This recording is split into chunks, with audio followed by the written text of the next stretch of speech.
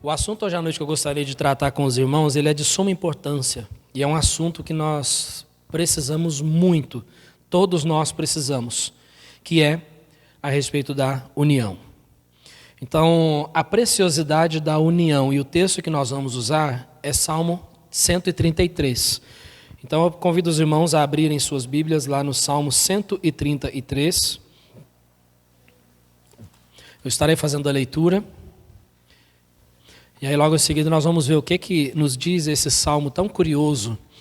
Muitas pessoas eles gostam muito do versículo 1, mas se esquecem do 2º e do 3º versículo. Mas tem uma mensagem muito importante ali.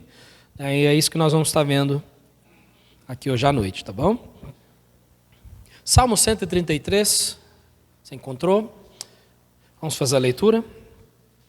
Diz assim: ó quão bom e quão suave é que os irmãos vivam em união. É como o óleo precioso sobre a cabeça, que desce sobre a barba de Arão, e que desce à orla das suas vestes. Como o orvalho de Hermon, como o que desce sobre os montes de Sião, porque ali o Senhor ordena a bênção e a vida para sempre. Esse é um salmo muito precioso. Como eu disse, a maioria das pessoas, a maioria dos cristãos, eles gostam muito do 1º versículo, mas acabam deixando de lado os próximos 2 versículos. Mas aqui é um salmo e todo ele trata do mesmo assunto. Esse salmo ele faz parte daquela coleção de salmos que nós conhecemos como cânticos de romagem, cânticos de peregrinação, cânticos das subidas. É muito possível que na sua Bíblia tenha um subtítulo antes dele escrito Cântico dos Degraus. Alguma coisa nesse sentido. Cântico dos degraus, cântico das subidas, cânticos de romagem, cânticos de peregrinação. Tudo é o mesmo, se refere ao mesmo, a estes salmos. É uma coleção de salmos, se você verificar, vai ter esse subtítulo aí provavelmente na sua Bíblia, começando no Salmo 120 e terminando no Salmo 134. É uma coleção de 15 salmos. E esses salmos eles são chamados de cânticos de peregrinação porque eles eram cantados pelo povo de Israel enquanto eles saíam das suas casas e iam para Jerusalém adorar o Senhor. E eles, nessa ida para Jerusalém, eles tinham 3 oportunidades por ano para irem adorar o Senhor juntos, todas as tribos juntas lá em Jerusalém, onde ficava ali o templo. Então eles tinham a oportunidade na época da Páscoa, na festa da Páscoa, dos Pentecostes e na festa dos Tabernáculos. Então, se você verificar no Pentateuco, essas 3 festas eles participavam juntos. E em todo o trajeto da viagem, porque eles estavam espalhados ali pela região. Então, eles saíam das suas casas e se dirigiam até Jerusalém para adorar ao Senhor juntos. Por isso, são chamados de cânticos de peregrinação. Alguns falam cânticos das subidas, porque realmente era uma subida até chegar lá no alto em Jerusalém. Alguns subtítulos dizem cântico dos degraus. Aí já uma outra posição que se refere aos degraus até chegar no templo. Então, assim, a questão eles deixavam suas casas e iam até Jerusalém para adorar juntos. E durante essa caminhada, que às vezes poderia levar dias no lombo de um animal, estes salmos, do 120 até o 134, eles eram entoados em forma de cânticos pelos peregrinos, até chegarem em Jerusalém. Então, muitas vezes famílias se juntavam para peregrinar juntas até chegarem lá em Jerusalém para adorar o Senhor. Muitas vezes famílias juntavam e tudo mais. Estes salmos, se você verificar eles, você vai ver que eles falam muito a respeito da proteção do Senhor. Eles falam muito a respeito do cuidado de Deus, a respeito dos inimigos, porque eles enfrentavam inimigos pelo caminho. Haviam salteadores, ladrões que sabiam que o povo passaria por lá, então eles ficavam muitas vezes no alto das montanhas, observando e esperando os peregrinos passarem para que pudessem saqueá-los. Então eles cantavam esses salmos. Então esses salmos eles foram separados justamente para serem cantados durante essa trajetória até eles chegarem no lugar de adoração. E conhecendo esse contexto, agora fica um pouco mais fácil de nós entendermos o Salmo 133. Por quê?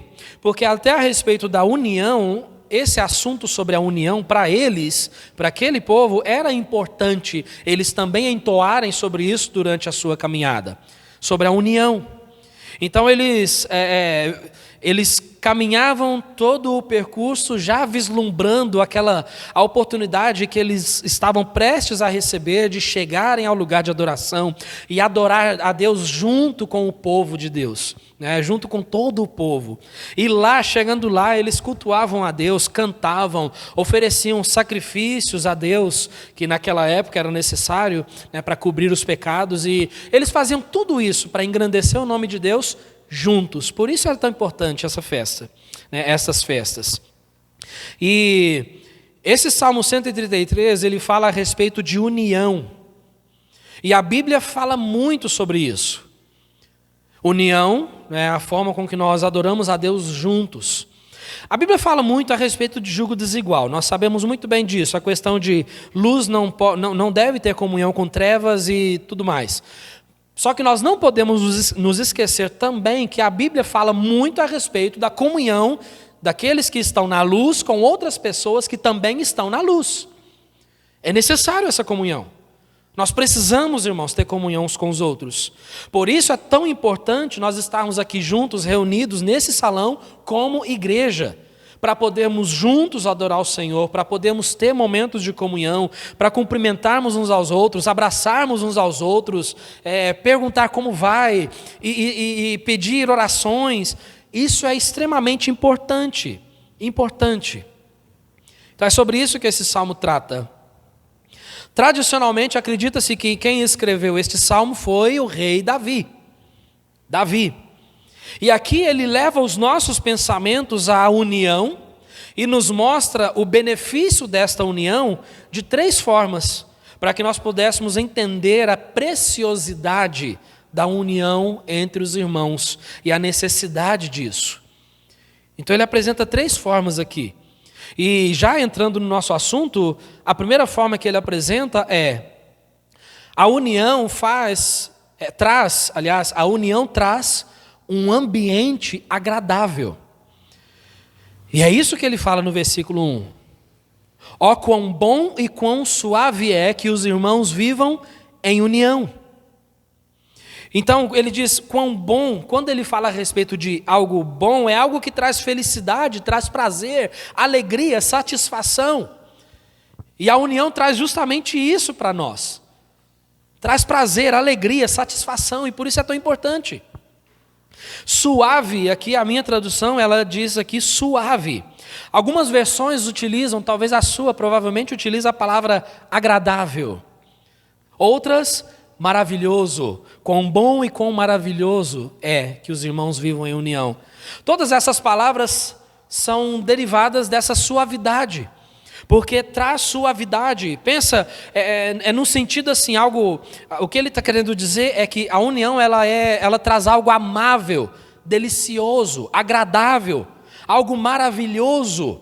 Esse é o resultado da união. Por isso ele diz que é bom, é suave, é agradável, é maravilhoso que os irmãos vivam em união.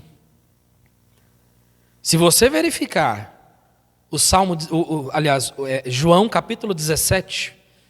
Em João capítulo 17 é um capítulo muito precioso, assim como toda a palavra de Deus, mas ele é precioso de uma forma diferente. Em João capítulo 17 nós temos o Senhor Jesus Cristo prestes a ser entregue nas mãos dos pecadores, mas antes disso ele acha importante fazer uma oração ao Pai, e nessa oração ele menciona muitas coisas a respeito da união entre os filhos de Deus. Ele acha isso extremamente importante.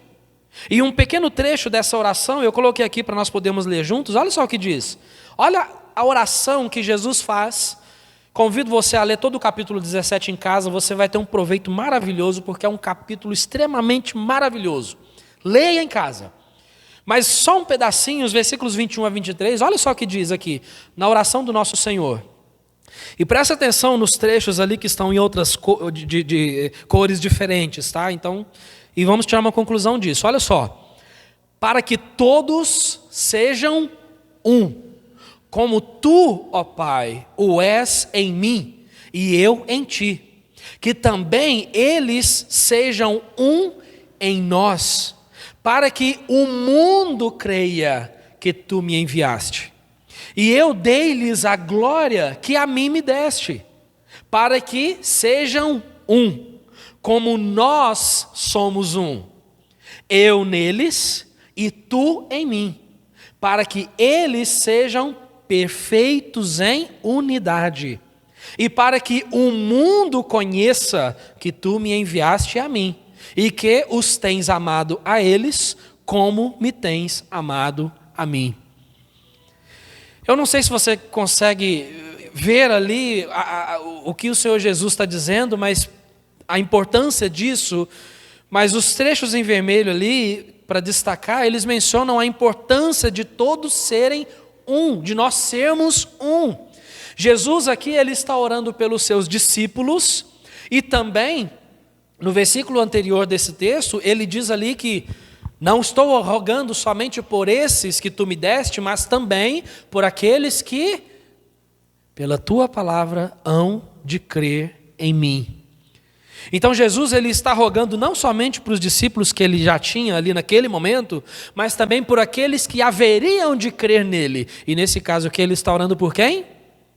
Por nós. Por nós. Porque na onisciência de Cristo, ele sabia que nós iríamos reconhecê-lo como único e suficiente Salvador. Por isso ele roga por aqueles que haveriam de crer nele. E nessa oração ele diz essas palavras, para que todos sejam um. E se você verificar bem, com atenção, você vai ver que o Senhor Jesus Cristo, ele por várias vezes, ele diz assim, olha Senhor, que eles sejam um, assim como tu o és em mim, ou seja, assim como nós somos um, que eles também sejam um. Consegue enxergar a importância disso? Consegue enxergar a responsabilidade disso?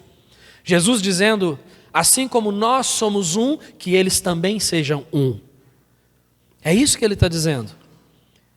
E aí ele menciona nesse texto aqui 2 vezes a palavra mundo. A primeira vez ele diz ali, para que o mundo creia. Por quê? Porque as pessoas lá fora, o mundo, eles vão enxergar o Senhor Jesus Cristo, muitas vezes através das nossas vidas, da nossa união, da forma com que nós nos relacionamos. E novamente ele diz ali, para que o mundo conheça. A forma com que o mundo vai conhecer o Senhor Jesus Cristo é através de nós. Deus poderia, irmãos, usar diversas coisas, Deus é Deus, Ele poderia escrever o Evangelho no céu, com as nuvens, ele poderia enviar anjos e pregar o evangelho aqui, e na realidade, os anjos até desejam atentar para isso, diz a palavra de Deus, mas ele deseja usar as nossas vidas. E o mundo só vai conhecer isso através da nossa união, da nossa santificação, da nossa consagração, que é o que nós vamos estar vendo também. Está vendo? Então, sem a união, o ambiente fica desagradável, ao contrário do que diz o versículo 1. Daí nós perdemos a paz, a harmonia, e perdemos até mesmo as energias e os ânimos de congregarmos juntos. Porque, afinal de contas, ninguém gosta de congregar no lugar onde tem desunião. Concorda com isso? Você gosta de estar no lugar onde tem desunião? Eu não. Por isso é tão importante a união. E é isso que ele fala no versículo 1. Mas aí nós chegamos no versículo 2. O versículo 2 diz que a união ela traz um ambiente também consagrado. Um ambiente consagrado. E onde que nós enxergamos isso? Olha só o versículo 2, ele diz ali então, usando essa comparação da união, ele diz que é como o óleo precioso sobre a cabeça. Não qualquer cabeça, mas ele vai dizer aqui que desce sobre a barba de Arão, e que desce à orla das suas vestes. Ou seja, ela desce até lá na barra das suas vestes, lá nas pontas. Então ela desce pela cabeça, escorre pela barba e desce até chegar lá na ponta das suas vestes. Nós poderíamos dizer aqui, como ele fala que é como o óleo. Eu já ouvi muitas pessoas dizerem, e não é errado fazer essa aplicação, né, dizendo que quando ele fala que é como o óleo, ele está se referindo aqui à suavidade que o óleo traz, ao alívio, à diminuição de atritos que o óleo traz. Tudo bem, são aplicações que poderíamos fazer perfeitamente sem problema algum. Mas eu gosto de ficar no texto. E se ele diz aqui a respeito de Arão, é porque tem alguma coisa a ver com Arão. Tem alguma coisa a ver com Arão. Mas a pergunta é, quem foi Arão? E por que Arão é usado aqui nesse salmo? Por que ele compara a nossa união como o óleo que é colocado ali, que desce pela cabeça, pela barba, até a ponta das suas vestes? Por quê? Você se lembra quem foi Arão? Arão foi o quê? Ele foi o quê de Moisés? Irmão de Moisés. Ele ajudou Moisés na libertação do povo da escravidão do Egito, sendo o porta-voz de Moisés. Isso você encontra em Êxodo 4:14. Depois, mais tarde, Arão foi escolhido para ser o sumo sacerdote, ou seja, o sacerdote-chefe, né, do povo. Ele passou a ser responsável pelas cerimônias de cultos e sacrifícios. Isso você encontra em Êxodo capítulo 28. Então esse é Arão. Agora, se você ler Êxodo capítulo 30, em Êxodo capítulo 30 você vai ver que ele vai explicar a respeito desse óleo tão precioso. Em Êxodo 30, versículos 22 a 33, caso você tenha o interesse de verificar depois, ele explica sobre esse óleo tão especial, e esse óleo ele era usado para ungir, ou seja, para consagrar, ou que é o mesmo sentido de separar. Então ele era usado para ungir, consagrar ou separar pessoas e objetos para o ministério do Senhor. Essa era a finalidade do óleo. Os objetos do tabernáculo, que mais tarde, né, o templo foi construído, né? Então os objetos do tabernáculo e depois do templo foram ungidos com esse óleo. Arão e os seus filhos foram ungidos com esse óleo. Eles foram ungidos sacerdotes. E Arão, o sumo sacerdote, o chefe dos sacerdotes. E Êxodo capítulo 30, ele dá instruções ali de como esse óleo era feito, né? Você vai notar que é algo caro, feito com diversas especiarias, tudo da mais pura especiaria. Era um óleo muito perfumado, caro, e ele só podia ser usado para essa finalidade, para ungir, para consagrar. É como se Deus dissesse assim: olha, você agora é meu, para mim, então eu estou te consagrando, eu estou te ungindo. Aquela pessoa, ela era separada especialmente para Deus. Essa era a finalidade do óleo. Agora, Salmo 133, ele dirige os nossos pensamentos, assim como fez com os israelitas quando entoavam esse salmo. Ele pega os nossos pensamentos e nos leva lá atrás, quando Arão foi consagrado sumo sacerdote. Ele leva os nossos pensamentos lá atrás. Em Levítico, no capítulo 8, que é onde acontece esse fato, no versículo 10 diz assim: então Moisés tomou o azeite da unção e ungiu o tabernáculo e tudo o que havia nele e o santificou.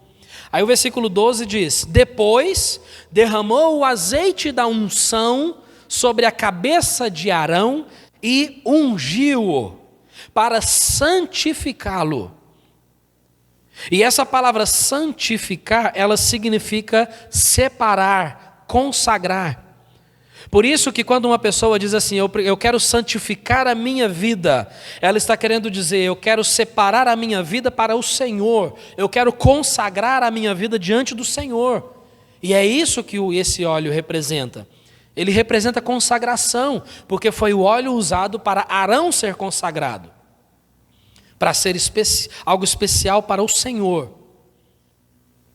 Entendendo isso, nós conseguimos entender um pouco melhor por que ele fala que a união, ela é como esse óleo precioso que era usado para unção, para consagração. Porque a união, ela traz um ambiente consagrado, um ambiente separado para Deus.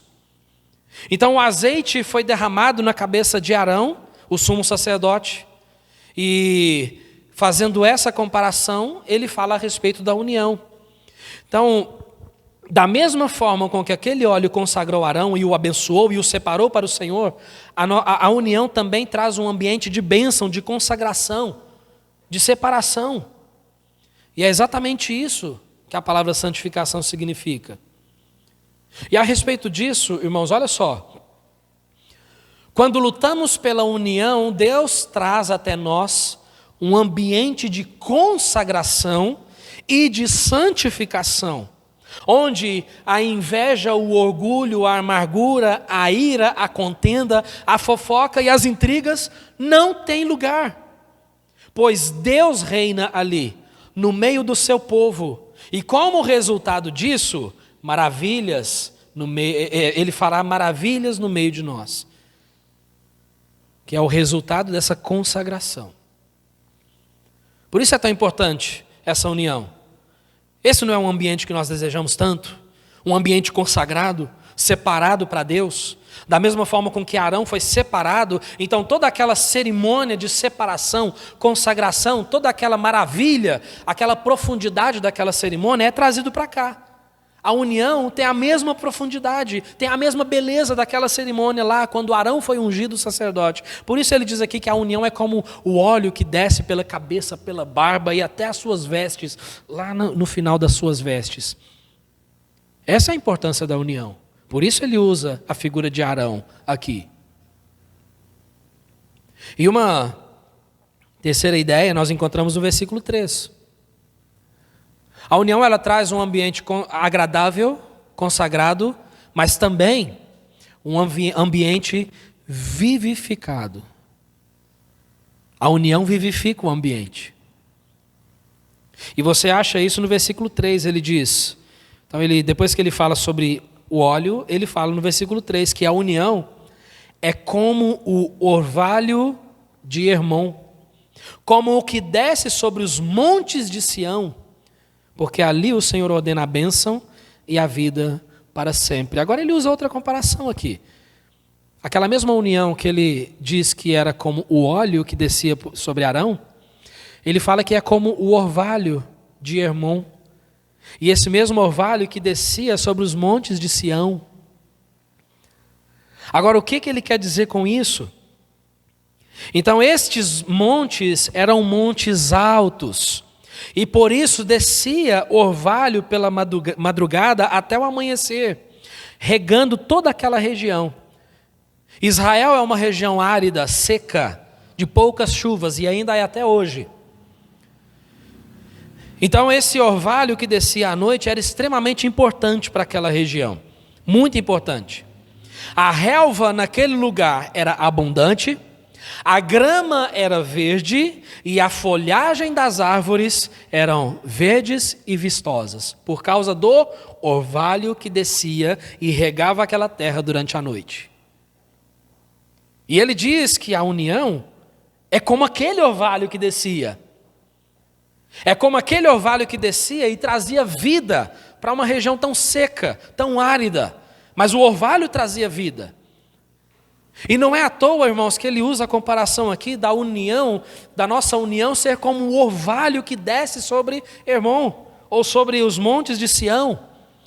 Porque traz vida, rega, nutre. A união faz isso.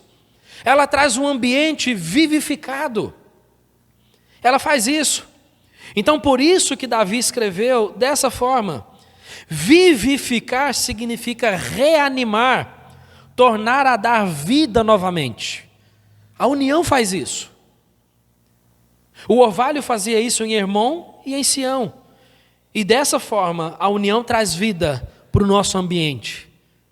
Porque um ambiente onde não tem união é um ambiente morto, triste, sem vida. um lugar desagradável de se estar, porque não tem união, só tem intriga, só tem briga, discussões, pessoas que não sabem lidar com a sua diferença, só tem ira, contenda. Mas aí então, a união, ela traz vida para esse ambiente tão horrível. O ambiente da igreja deve ficar leve, onde não só os membros, mas também aqueles que nos visitam devem se sentir bem. A adoração fica mais profunda. O nosso coração absorve melhor a palavra de Deus. E o Espírito Santo traz aquela transformação maravilhosa em nosso meio. É assim que experimentamos o que significa verdadeiramente o que é fazer parte da igreja de Cristo. É com a união que nós vamos experimentar isso. Por isso nós temos que lutar pela união, batalhar pela união. E, irmãos, quando nós olhamos o começo da igreja, ela foi criada sobre esse fundamento. E nós temos que resgatar aquilo de novo. A gente tem que voltar lá atrás e resgatar aqueles mesmos valores. Quer saber só um pouquinho como é que era isso? Abre lá comigo em Atos, por favor. A gente vai finalizar lendo esse texto de Atos. Quero fazer o fechamento aqui, uma conclusão dessa meditação, lendo Atos, capítulo 2. Em Atos capítulo 2, nós temos aqui a descida do Espírito Santo, aquele milagre das línguas, né? A palavra de Deus sendo anunciada, e aí depois quase 3.000 almas se converteram, foram batizados, e aí o versículo 42 em diante diz assim, presta atenção, como foi o início da igreja. Diz assim, e perseveravam na doutrina dos apóstolos e na comunhão, e no partir do pão e nas orações. E em toda a alma havia temor, e muitas maravilhas e sinais se faziam pelos apóstolos. E todos os que criam estavam, o quê? Juntos. E tinham, o que diz aí? Tudo em comum. E vendiam as suas propriedades e bens e repartiam com todos, de acordo com o que cada um havia de mistério, o que cada um tinha como por necessidade. Versículo 46. E perseverando unânimes todos os dias no templo, e partindo o pão em casa, comiam juntos, com alegria e singeleza de coração, louvando a Deus e caindo na graça de todo o povo. E todos os dias acrescentava o Senhor à igreja aqueles que se haviam de salvar. Por que pessoas eram acrescentadas todos os dias à igreja? Pessoas que ainda haveriam de ser salvos. Por quê? Porque aquele era um ambiente agradável. E é esse ambiente que nós precisamos resgatar. Porque é importante. Não só esse texto, mas vai comigo lá vira uma folha aí na sua Bíblia, capítulo 4, versículo 32. Ainda falando do início da igreja, capítulo 4, versículo 32. Olha o que diz. E era o coração e a alma da multidão dos que criam. E ninguém dizia que alguma coisa... ninguém dizia que coisa alguma do que possuía era sua própria, mas todas as coisas lhes eram comuns. E os apóstolos davam com grande poder testemunho da ressurreição do Senhor Jesus, e em todos eles havia abundante graça. Não havia, pois, entre eles necessitado algum, porque todos os que possuíam herdades ou casas, vendendo-as, traziam o preço do que fora vendido e o depositavam aos pés dos apóstolos. E repartia-se a cada um segundo a necessidade que cada um tinha.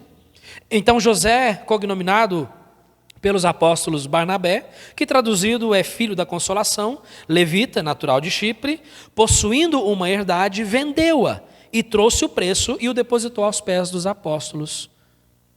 Nós não estamos querendo dizer aqui que você deve vender tudo o que você tem e trazer o seu valor aqui, como muitas pessoas infelizmente fazem. Não é isso que a gente quer dizer, é óbvio que não. Mas o que nós queremos aqui mencionar nesse texto não havia necessitado entre os irmãos. Não havia pessoas com necessidade, porque quando alguém tinha necessidade, os outros juntavam forças e cuidavam daquele irmão. Você vê aqui a importância de estar juntos, eles estavam juntos, tinham tudo em comum. Ninguém dizia que alguma coisa era sua própria, isso quer dizer que eles não eram egoístas. Não tinha egoísmo ali naquele meio. E é esse ambiente que nós precisamos resgatar, irmãos. É esse ambiente que a gente precisa puxar de volta aqui para o nosso meio, que as nossas igrejas precisam resgatar, esse ambiente de harmonia, de cuidado, de amor, de suprimento das necessidades do próximo, de ajuda, de intimidade, de confiança. Nós precisamos resgatar esse ambiente. Mas sabe de uma coisa? Algumas pessoas não querem, isso é fato. Algumas pessoas vão se contentar com o seu egoísmo, estando sozinho, sem ter comunhão, pensando assim que querendo viver sozinho sem dar satisfação para ninguém. Algumas pessoas não vão abraçar essa ideia. Alguns cristãos vão ter dificuldade de abraçar isso, essa união tão necessária. Como é que a gente sabe disso? Porque nós lemos um texto tão maravilhoso como esse e logo em seguida o capítulo 5 começa com a palavra mas. Ou seja, todo esse ambiente de harmonia, de cuidado, de amor, era maravilhoso. Mas, um certo homem chamado Ananias e a sua esposa Safira não abraçaram essa ideia. Então eles venderam uma propriedade e chegaram diante dos apóstolos dizendo: olha, nós vendemos a propriedade e está aqui o valor integral do que nós recebemos por ela. O problema não foi o fato de Ananias e Safira não terem dado o valor total. O problema não é esse. A questão não é o fato de eles não terem dado todo o valor, todo o dinheiro. O problema foi que eles chegaram e disseram que aquele era o valor integral. Então eles mentiram, eles quebraram aquele ambiente de união, eles não abraçaram essa ideia cristã tão importante da harmonia fraternal. Mas aí o que aconteceu? Então eles mentiram ao Espírito Santo, mentiram para os apóstolos, ele e sua esposa. E o juízo de Deus caiu sobre eles. Irmãos, isso nos mostra que, infelizmente, algumas pessoas não vão abraçar. Mas sabe de uma coisa? Vão sair perdendo. Aquela pessoa que é usada para quebrar que usa os seus meios para quebrar essa comunhão, ela sempre sai perdendo. Sempre. Sempre sai feio na história. Essa pessoa, infelizmente, pessoas que não se aderem a essa importância da união cristã, são pessoas que, infelizmente, não se tem tanto prazer de se estar juntos, porque ninguém gosta de ficar perto de uma pessoa egoísta que não gosta de união. Então algumas pessoas não vão abraçar. Mas eu espero que cada um de nós que estamos aqui, cada um de nós aqui, que nós possamos abraçar essa união, porque é extremamente importante. É importante essa união que nós devemos ter. Ela é muito importante, irmãos.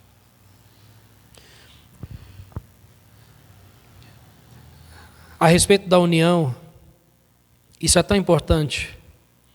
Todos nós queremos ter prazer de chegar a cultuar a Deus, estar juntos. E sabe de uma coisa? Esse ambiente é possível. É possível. Basta cada um de nós trabalharmos, porque a união, ela traz um ambiente agradável, consagrado e vivificado. E sabe um resultado disso? Quero finalizar lendo a última frase desse texto que nós lemos de Salmo 133. A última frase do Salmo 133, ele diz assim, depois que ele faz essa comparação do óleo e o orvalho, ele diz: porque ali o Senhor ordena a bênção e a vida para sempre. quer ter bênção, quer ter vida nesse nosso ambiente, é necessário batalhar pela união. É uma luta, batalhar pela união. Eu preciso quebrar a minha vontade. Muitas vezes eu vou precisar deixar o meu senso de justiça de lado e abraçar a união. E muitas vezes eu até mesmo vou ter que sofrer o dano por isso. Porque afinal de contas, se é para ter união, eu vou sofrer por ela. Porque nada mais importa do que ter a união entre os irmãos. Porque esse é o desejo do nosso Deus. E sabe o que é aquilo que nos une? Você sabe o que é? Apesar das nossas diferenças, sabe que existe alguém que nos une. Esse é Jesus Cristo. Ele é o único Salvador. E é esse Salvador que nos une. Então é necessário que cada pessoa aqui tenha plena certeza da sua salvação. Cada pessoa aqui já tenha recebido o Senhor Jesus Cristo como único Salvador. É necessário que cada pessoa aqui já tenha se arrependido dos seus pecados e colocado a sua fé no Senhor Jesus Cristo. E assim que você faz isso, sabe o que acontece? Você é colocado no meio dessa família, junto dessa família de Deus, junto dessa união. Amém? Então é algo precioso. Lutemos e batalhamos pela nossa união. Amém?